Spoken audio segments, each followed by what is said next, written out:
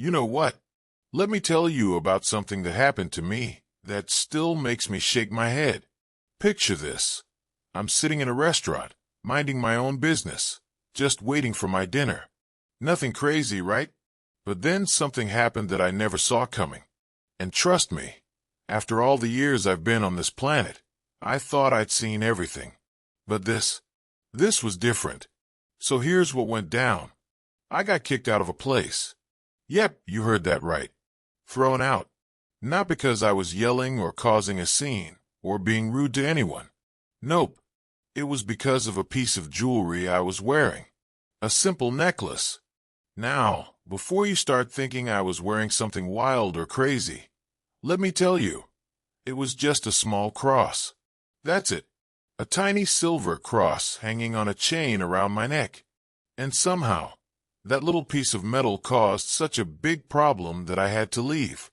Wild, isn't it? Now stick with me here, because this story gets even more interesting. It wasn't like I walked into this restaurant waving my necklace around, trying to show it off to everyone. I wasn't standing on tables preaching or anything like that. I was literally just sitting there, being quiet, waiting for my food like any normal person would. But the moment the manager spotted that cross, everything changed. Her whole face changed. Her attitude changed. And suddenly, I went from being a regular customer to being some kind of problem that needed to be dealt with. You might be wondering, where did this happen? Was it some tiny town where people never see different things? Nope. This was Chicago, a huge, modern city with millions of people from all different backgrounds and beliefs. You'd think in a place that big and diverse, a simple cross necklace wouldn't cause any trouble, right? Wrong. That night proved me wrong in a big way. When I walked out of that restaurant into the freezing cold wind, something hit me harder than the weather. This wasn't really about a restaurant at all. This was about something much bigger, something that's been changing in our world. And honestly, it worried me. It still worries me. But let me back up and tell you the whole story from the beginning, because you need to understand how this all went down. This happened about half a year ago. I had to go to Chicago for some work stuff, meeting people, looking at different places for a project I was working on. Chicago's always been a city I enjoy. The buildings are amazing, the people are interesting, and there's this energy there that makes you feel alive. I've worked there before and always had good experiences. So when I had a free evening with nothing to do, I figured I'd grab some dinner at this place someone had told me about. Now, the person who recommended this restaurant made it sound super fancy and trendy. They used all these words like progressive and farm to table, and talked about how everything was locally sourced. Honestly, that's not usually my style. I'm more of a simple guy. Give me a good steak, some potatoes, and a quiet corner where I can hear myself think. That's my kind of restaurant. But my friend kept insisting this place was amazing, so I thought, why not? Let's try something different for once. I walked through the doors around 7 o'clock in the evening. The place was pretty busy, but there were still some empty tables here and there. Inside, it looked like every other trendy restaurant you see these days. You know the kind, lots of brick walls, those old-fashioned light bulbs hanging from wires, tables made from wood that looks really old on purpose. Everything was trying really hard to look cool and different. The woman at the front who shows people to their tables gave me this big smile when I walked in, and I could tell she was doing that thing people sometimes do when they recognize my face, but aren't totally sure if they should say something about it. I just nodded at her and told her I was eating alone. She grabbed a menu and led me to a table near the back of the restaurant, which was perfect. I like being away from all the busy parts where everyone's walking by. It's quieter, more peaceful. I sat down and started looking at the menu. And oh boy, this menu was something else. Every single dish had this long paragraph under it describing where every ingredient came from, which farm grew the carrots, which person made the cheese, which chicken laid the eggs. I mean, I'm all for knowing where your food comes from, But sometimes you just want to know what you're eating without reading a whole story about it, you know? After looking through all those paragraphs, I finally picked something. A pork chop with roasted vegetables that sounded pretty good. The waiter came over. This nice young guy, probably in his 20s, who seemed really excited about all the fancy food they served. I ordered my meal, asked for some water, and settled back into my chair to wait. Here's where things started to get interesting, though I didn't know it yet. The restaurant was warm, really warm. They had the heat cranked up because it was freezing cold outside. It was February in Chicago, after all. But inside, it felt like they were trying to cook the people along with the food. I was getting hot, so I loosened up my jacket and unbuttoned the top button of my shirt. And when I did that, my necklace, which I normally keep tucked inside my shirt where nobody can see it, came out and was just sitting there on top of my shirt, visible to anyone who looked. Let me tell you about this necklace, because it's important. It's not some big, flashy thing. It's actually pretty simple, just a silver cross, maybe about as long as your thumb, hanging on a thin chain. Nothing fancy, nothing expensive looking. But this necklace means everything to me. My mother gave it to me when I was 12 years old, right before she died. I don't wear it to show off. I don't wear it to make some big statement. I wear it because every time I touch it, I think of her. I think of where I came from. I think of the values she taught me. In a world that changes so fast, sometimes it makes your head spin. This little cross reminds me of things that don't change. So there I was, sitting there with my cross necklace visible, not thinking anything of it.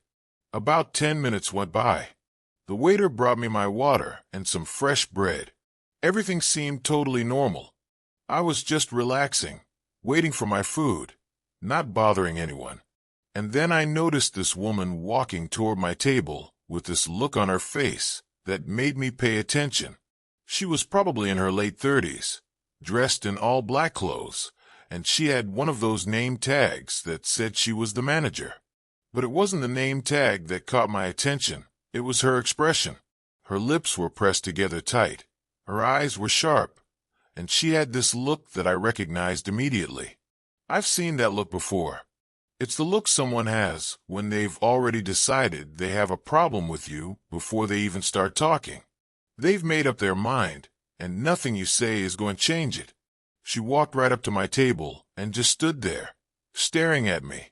I looked up at her and nodded, saying hello in a friendly way. I figured maybe she was checking to see if everything was okay with my meal, even though I hadn't got my food yet. That happens sometimes. Managers come around to make sure customers are happy. But that's not why she was there. Not even close. She pointed at my chest and said, in this cold, clipped voice, "I'm going to need you to remove that."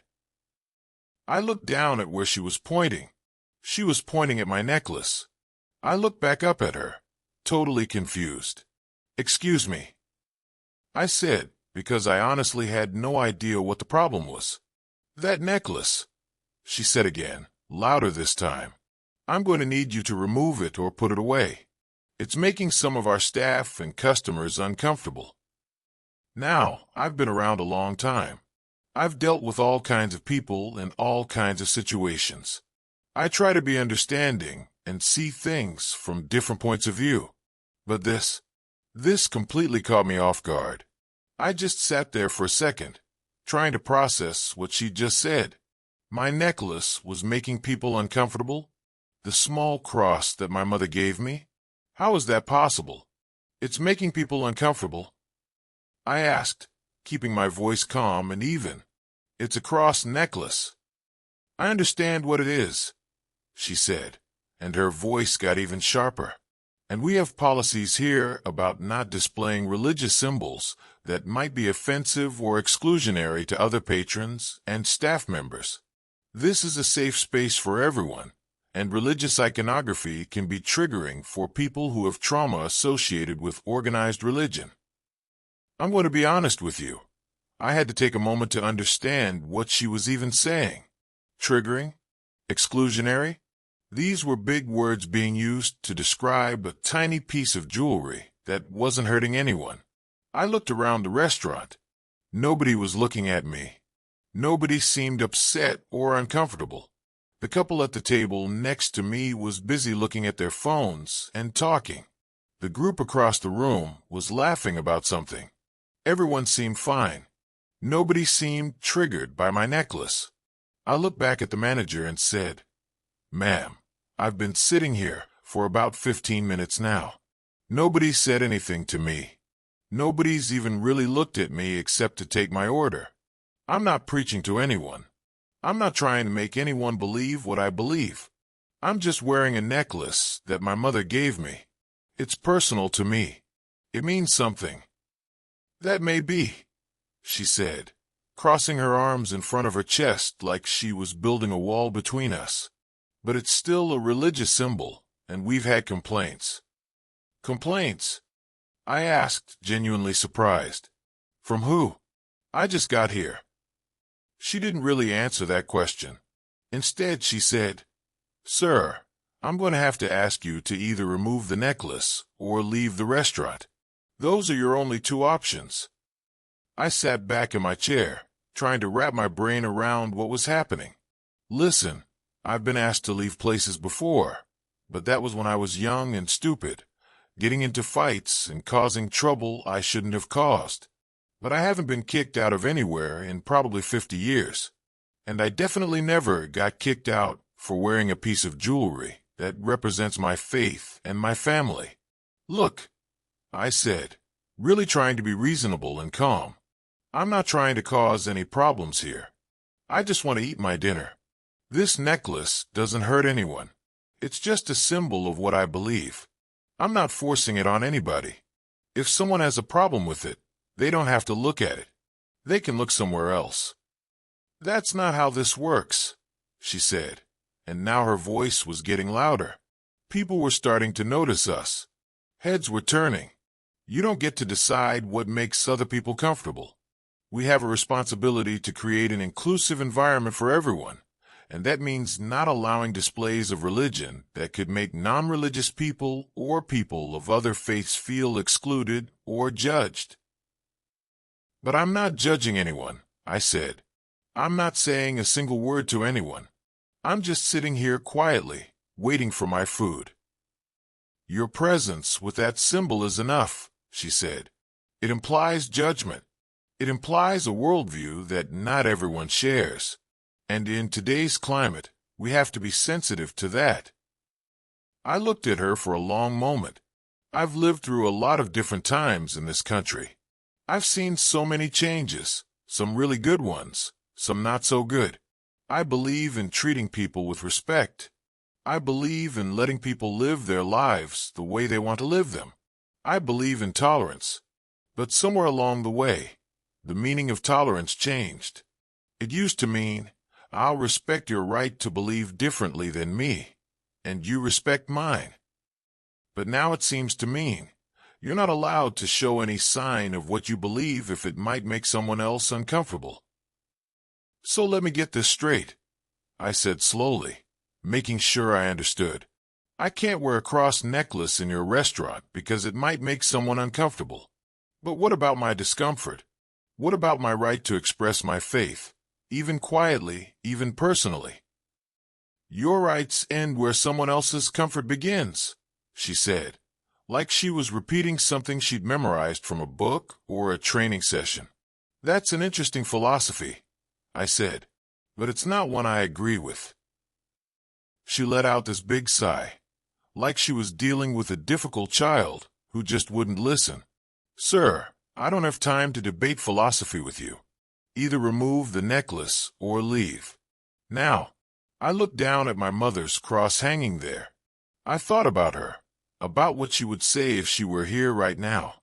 My mother was one of the toughest people I've ever known. She raised me and my sister during the Great Depression, which was one of the hardest times in American history. She worked so hard, sacrificing so much to make sure we had food on the table and clothes on our backs. She wasn't someone who went to church every single Sunday or read the Bible every day, but she believed in God. She believed in treating people right. She believed in standing up for what was important. When she gave me this cross, she told me to remember where I came from, to remember that there's more to life than just what we can see and touch with our hands. I looked back up at the manager. "I'm not taking it off," I said quietly but firmly. "It was my mother's gift to me. It means something to me. I'm not hurting anyone by wearing it." Her face turned red. "Fine," she said. "Then you need to leave right now." I ordered food. I said, "I'd like to at least wait for my food." "Your order is canceled," she said. "You need to leave now, or I'm calling the police." When she said that, when she mentioned calling the police, pretty much everyone in the restaurant stopped what they were doing. The conversations died down. People were staring now. The young waiter who had taken my order was standing by the kitchen door, looking absolutely mortified, like he wished he could disappear. The woman at the front desk had her eyes wide open in shock. I stood up slowly. I'm an old man, but I'm still pretty tall, and I saw the manager take a small step backward. I wasn't trying to scare her or intimidate her. I was just standing up so I could leave with whatever dignity I had left. "You're really going to call the police on me?" I said, "Because I'm wearing a cross necklace." "If you don't leave voluntarily, yes," she said. I looked around the restaurant one more time. Some people were looking at me with sympathy in their eyes, like they felt bad for me. Some were looking at me with suspicion, like maybe I had done something to deserve this treatment. And some people just looked uncomfortable, like they'd been dragged into something they didn't want any part of. I pulled out my wallet, took out a $20 bill, and put it on the table. "For the water and bread," I said to the waiter, who still looked like he wanted to sink into the floor. Then I looked back at the manager one last time. "You know," I said, "I've been in some really hostile places in my life. I've been in countries where wearing a cross could actually get you killed. But I never thought I'd be in Chicago, in the United States of America, and be told I can't wear a symbol of my faith in a public restaurant. That's really something." "This is private property," she said. "We can enforce whatever dress code we want." "Sure you can," I said. "But think about what you're actually enforcing here. Think about what you're really saying. You're saying that a simple cross necklace, not a swastika, not a symbol of hate, just a cross, is so offensive that someone has to leave rather than wear it. You're saying that any expression of faith, no matter how quiet or personal it is unacceptable in your establishment. Is that really the kind of tolerance you want to promote?" She didn't answer me. She just pointed toward the door. I picked up my jacket and walked toward the exit. As I passed by tables, I could hear people whispering. Some people were pulling out their phones. I'm sure I ended up on social media that night, probably with a dozen different stories about what happened, some true and some not. The hostess held the door open for me, and as I walked past her, she quietly said, "I'm sorry," just moving her lips without making much sound. I stepped out into the cold Chicago night. The wind coming off Lake Michigan hit me like a slap in the face, but honestly, I welcomed it. It cleared my head and helped me think. I stood there on the sidewalk for a minute, looking back at the restaurant through the window. Inside, the manager was talking to her staff, moving her hands around a lot as she explained what had just happened. And just like that, life was going back to normal in there. One problem removed. One person who made someone uncomfortable gone. I walked a few blocks until I found a diner. You know the kind I'm talking about. The kind with booths that have that fake leather that makes squeaky sounds when you sit down, menus covered in plastic, and coffee that's been sitting on the warmer way too long, so it tastes a little burnt. The waitress didn't even glance at my necklace. She just brought me a menu, took my order for a burger and fries, called me hun. And that was that. No drama, no policies, no problems. And you know what? The food was really good. It wasn't fancy. It didn't come with a paragraph explaining which farm the cow came from. It was just honest, Good food cooked by someone who'd probably been making burgers for 30 years and knew exactly what they were doing. While I sat there eating my burger, I thought a lot about what had just happened. Part of me was angry, sure, but mostly, I was sad. Really deeply sad. Sad that we've gotten to a place in our society where something as simple and personal as a cross necklace is seen as threatening. Sad that tolerance has been redefined to mean suppressing anything that might make anyone uncomfortable, rather than accepting that different people believe different things, and that's okay. That's actually more than okay. It's good.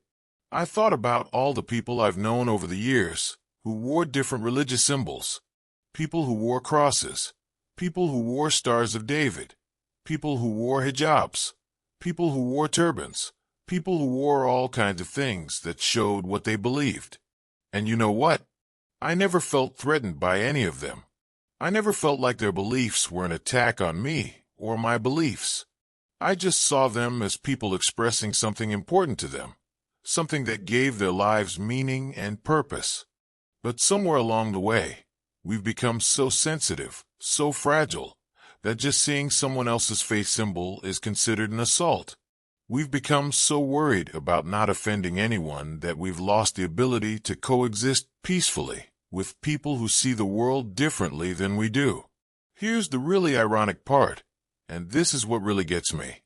The manager talked about creating an inclusive environment. But what she actually created was the exact opposite. She created an environment where only certain viewpoints were acceptable, where only certain expressions were allowed. That's not inclusion. That's the opposite. That's conformity. That's saying everyone is welcome here, as long as they think and act exactly the way we want them to. I finished my burger and paid my bill. I left the waitress a really good tip because she'd been kind to me, and kindness matters more than most people realize. Then I walked back to my hotel through the freezing Chicago streets. And this time, my mother's cross was hanging outside my shirt. I wasn't hiding it anymore. If someone had a problem with it, they could come talk to me about it. Nobody did. Not a single person said a word. When I got back to my hotel room, I checked my phone. I had several messages from people who'd been at the restaurant, people who'd seen what happened, and wanted to tell me they supported me. I had messages from people I didn't even know who'd seen something about it on social media. Most of the messages were supportive. Some weren't. That's just how life goes. Not everyone's going to agree with you, and that's fine. I thought about whether I should say something publicly about what happened. I've never been someone who seeks out controversy or tries to make myself look like a martyr. That's just not who I am. But I also believe that when something wrong happens, you have a responsibility to speak up, not just for yourself, but for the principle of the thing, for what's right. In the end, I decided I'd tell the story if someone asked me about it, but I wouldn't go looking for a fight or try to start some big public battle. That's not my style. I'm just an old man who wants to live his life with integrity, dignity, and connection to the things and people that matter to me. And one of those things is the cross my mother gave me. I'm not giving that up for anyone. Not for a restaurant manager. Not for a policy. Not for anyone. The next morning, I went about my business like normal. I met with the people I needed to meet. I looked at the locations I needed to look at for my project.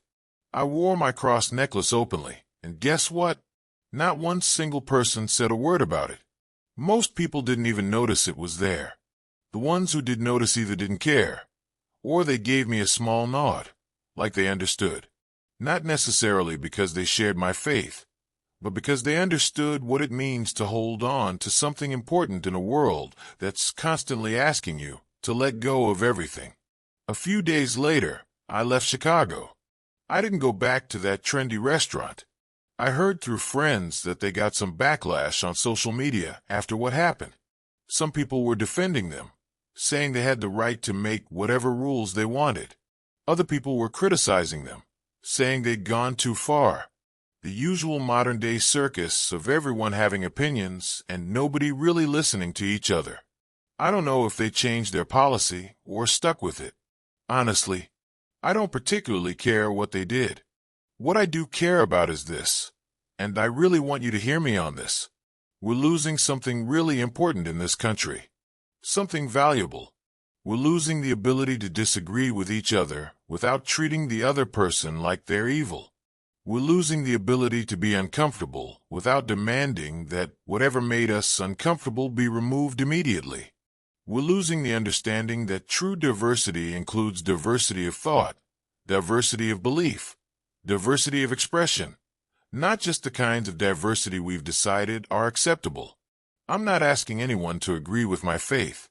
I'm not asking anyone to wear a cross or believe what I believe. I'm just asking for the same basic respect that I try to give everyone else.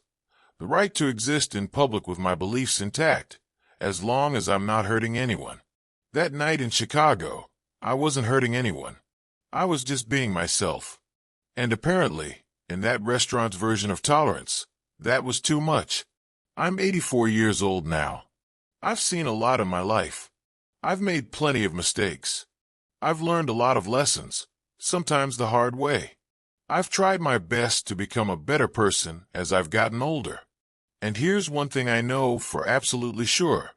You can't build a better world by tearing down the things that give people meaning, the things that connect them to their past, the things that give them hope for the future. You build a better world by making room for all of those things, even when they make you uncomfortable, even when you don't understand them, even when they're different from what you believe. My mother's cross still hangs around my neck. It's there right now as I'm telling you this story. It will be there until the day I die. It's a reminder of where I came from, a reminder of what I believe, a reminder of who I'm trying to be. And no restaurant manager, no policy, no modern version of tolerance is going to take that away from me. So what do you think about all this? Have you ever experienced something like this, where you felt like you couldn't be yourself in public, where something that mattered to you was treated like it was wrong or offensive? I'd really love to hear your thoughts on this, because I think it's something we need to talk about more. We need to have real conversations about what tolerance really means, about how we can respect each other even when we're different. And hey, if you've made it this far in my story, thank you for listening. Really, thank you for giving me your time and attention. It means more than you might think. In a world where everyone's rushing around, where everyone's so busy with their own stuff, taking the time to really hear someone else's story, that matters. That's the kind of thing that reminds me there's still hope for all of us. What happened to me in that Chicago restaurant was just one small moment in one person's life, but it represents something bigger. It represents a choice we all have to make. Are we going to create a world where people can only be themselves if they fit into certain boxes? Or are we going to create a world where there's room for all of us, with all our different beliefs and backgrounds and values? I know which world I want to live in.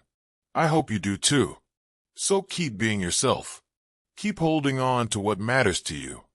Don't let anyone tell you that your beliefs, your faith, your values are wrong just because they make someone else uncomfortable. As long as you're treating people with respect and kindness, as long as you're not actually hurting anyone, you have every right to be who you are. And that's really all I wanted to say. Thanks for sticking with me through this whole story. I hope it made you think. I hope it made you feel something. And I hope it reminded you that standing up for what you believe in, even in small ways, even when it's uncomfortable, that still matters. It will always matter.